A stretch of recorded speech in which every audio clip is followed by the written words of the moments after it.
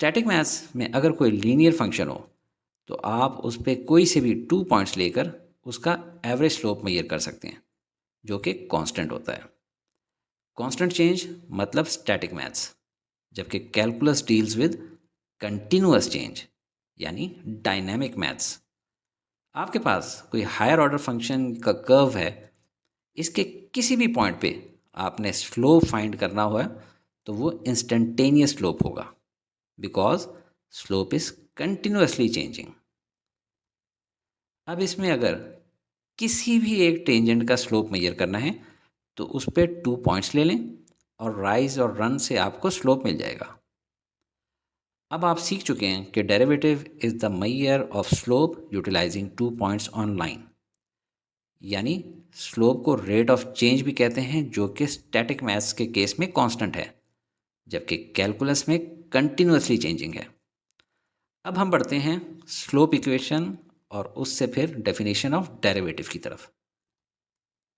Slope equation या rate of change, ये आपके कार्टेशियन कोऑर्डिनेट्स हैं और ये है आपका फंक्शन एफ ऑफ एक्स, जिसको वाई भी कहते हैं। एक्स इंडिपेंडेंट वेरिएबल है जबकि वाई डिपेंडेंट वेरिएबल है। मिसाल के तौर पे अगर ये फंक्शन है 2x² + 1, तो इसमें x की वैल्यूज चेंज करके देखें तो आउटपुट यानी y की वैल्यू चेंज हो जाएगी। एक और वैल्यू ट्राई करें ताकि आपको यकीन आ जाए कि x इंडिपेंडेंट है और y की वैल्यू उस पर डिपेंड कर रही है और चेंज हो रही है। अगर हम इस फंक्शन पे किसी वैल्यू ऑफ x पे एक पॉइंट ड्रॉ करें, फिर x को इंक्रीज करें बाय वैल्यू डेल्टा x, तो अब इंडिपेंडेंट वेरिएबल x की न्यू वैल्यू होगी x + डेल्टा x। और यहाँ से भी हम अपने फंक्शन पे एक पॉइंट ड्रॉ करते हैं। जैसे जैसे x चेंज हुआ y की वैल्यू भी चेंज हुई by an amount delta y। तो हमारा ऑर्डर्ड पेयर है p, जिसके कोऑर्डिनेट्स हैं x, y, और दूसरा पॉइंट है q, जिसके कोऑर्डिनेट्स हैं x + delta x, y + delta y। इस ऑर्डर्ड पेयर को हमने फंक्शन को सेटिस्फाई करने के लिए यूज़ करना है। पॉइंट p पे y = f ऑफ x है, जबकि पॉइंट q पे y + delta y = f of x + delta x है।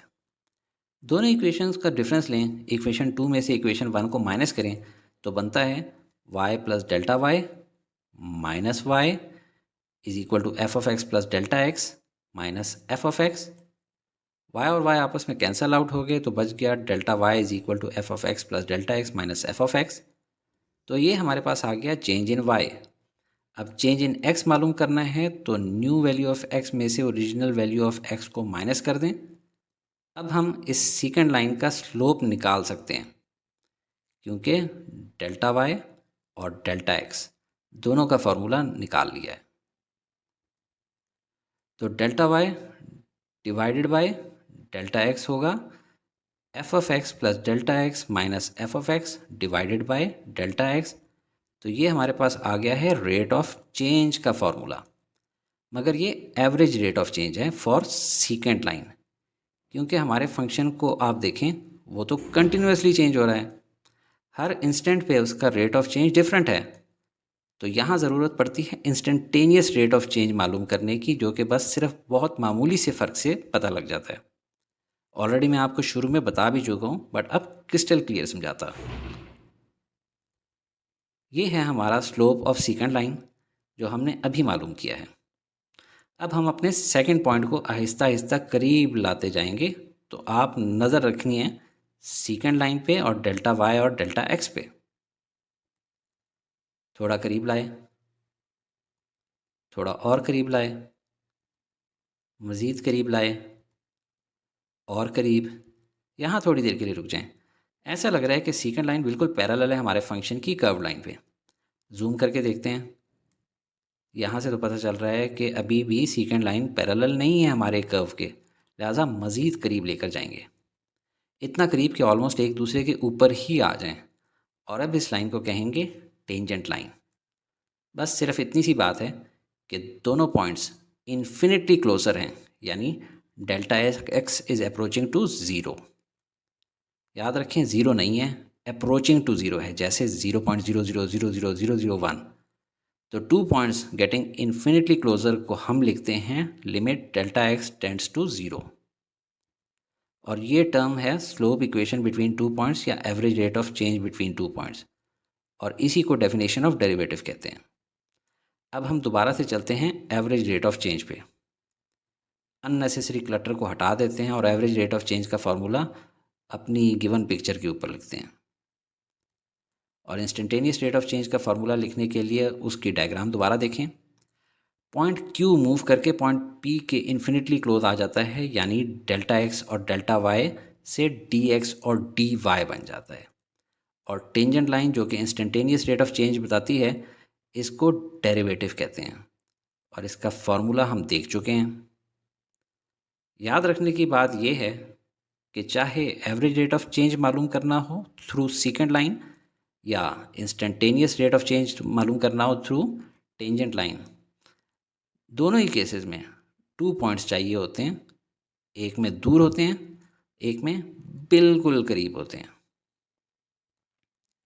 डिफरेंशियल कैलकुलस और इंटीग्रल कैलकुलस को समराइज़ करें तो डिफरेंशियल कैलकुलस से हम instantaneous rate of change find करते हैं एट अ पर्टिकुलर पॉइंट, जिसका फार्मूला ये है।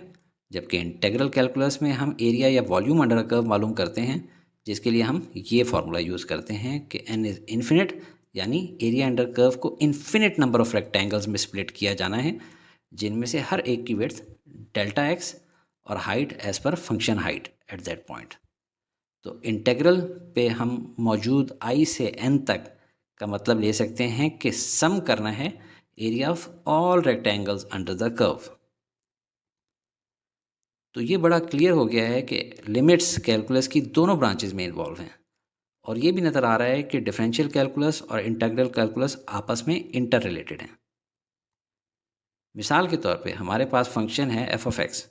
अगर हम इसे डिफरेंशिएट करें तो हमें मिलेगा f प्राइम ऑफ x, जिसको डेरिवेटिव भी कहते हैं, जो कि एक फंक्शन है और हमें original function f of x के किसी पर्टिकुलर पॉइंट पे स्लोप फाइंड करके देता है। ये बेसिकली डिफरेंशियल कैलकुलस है। अब हम अपने original function f of x पे चलते हैं। इस बार अगर हम इसे इंटीग्रेट करें तो हमें मिलेगा कैपिटल f ऑफ x, जिसको एंटी डेरिवेटिव भी कहते हैं। ये ऐसा फंक्शन है जो हमें हमारे original function f of x के अंडर का एरिया बताता है, और ये इंटीग्रल कैलकुलस का हिस्सा है। अब हमें मालूम है कि अगर हम f ऑफ x को डिफरेंशिएट करें तो हमें मिलेगा f प्राइम ऑफ x, जो कि डेरिवेटिव है f ऑफ x का। पर अगर हम कैपिटल f ऑफ x को डिफरेंशिएट करें तो हमें f ऑफ x मिलेगा, जो कि डेरिवेटिव है कैपिटल f ऑफ x का। यानी जब भी हम अपनी स्क्रीन पे मौजूद फंक्शंस में नीचे की तरफ जाते हैं तो हम derivative of previous function find कर रहे होते हैं। यही चीज़ इंटीग्रेशन पे भी लागू होती है। जब हम f ऑफ x को इंटीग्रेट करेंगे तो हमें एंटी डेरिवेटिव मिलेगा कैपिटल f ऑफ x, और अगर हम f प्राइम ऑफ x को इंटीग्रेट करेंगे, इस केस में f of x anti derivative होगा हमारे फंक्शन f प्राइम का। सादा लफ्ज़ों में, जब भी हम अपवर्ड्स मूव करें स्क्रीन पे बाय इंटीग्रेशन, हमें मिलेगा anti derivative of previous function. इसीलिए कहते हैं कि डिफरेंशिएशन और इंटीग्रेशन एग्जैक्टली ऑपोजिट हैं एक दूसरे का।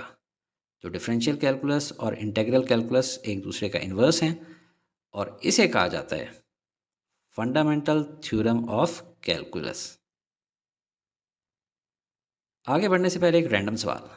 ये एक क्वाड्रेटिक फंक्शन है, सेकंड ऑर्डर फंक्शन है क्योंकि इसकी मैक्सिमम पावर 2 है। आप बताएं ये कैसा फंक्शन है? ये फंक्शन नहीं है,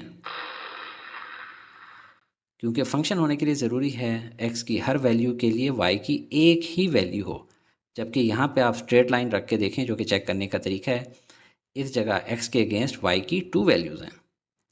स्ट्रेट लाइन को राइट स्लाइड करके देखते हैं, यहाँ भी x की एक वैल्यू के अगेंस्ट y की 2 वैल्यूज़ हैं, तो ये फंक्शन नहीं है।